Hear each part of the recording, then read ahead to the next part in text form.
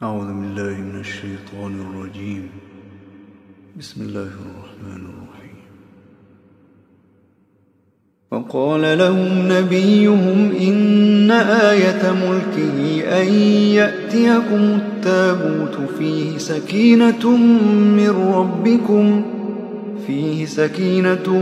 من ربكم وبقية مما ترك آل موسى وآل هارون تحمله الملائكة إن في ذلك لآية لكم إن كنتم مؤمنين. ثم أنزل الله سكينته على رسوله وعلى المؤمنين وأنزل جنودا لم تروها وعذب الذين كفروا وذلك جزاء الكافرين. إلا تنصروه فقد نصره الله إذ أخرجه الذين كفروا ثاني اثنين إذ هما في الغار إذ يقول لصاحبه لا تحزن إن الله معنا فأنزل الله سكينته عليه وأيده بجنود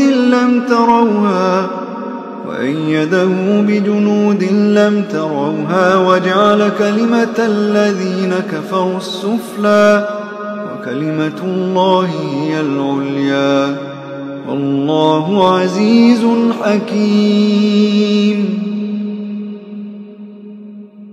هو الذي أنزل السكينة في قلوب المؤمنين ليزدادوا إيمانا مع إيمانهم ولله جنود السماوات والأرض وكان الله عليما حكيما.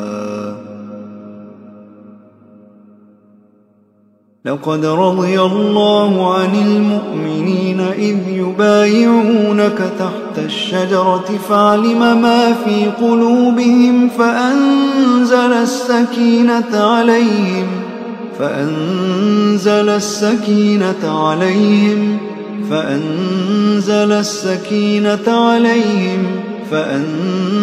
السكينة عليهم وأثابهم فتحا قريبا.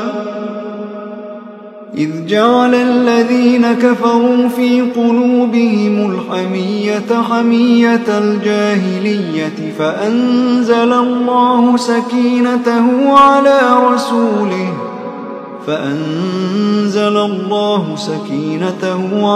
رسوله وعلى المؤمنين وألزمهم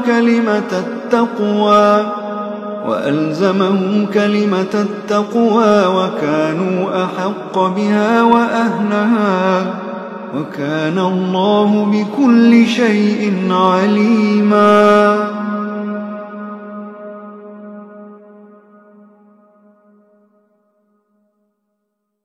وقال لهم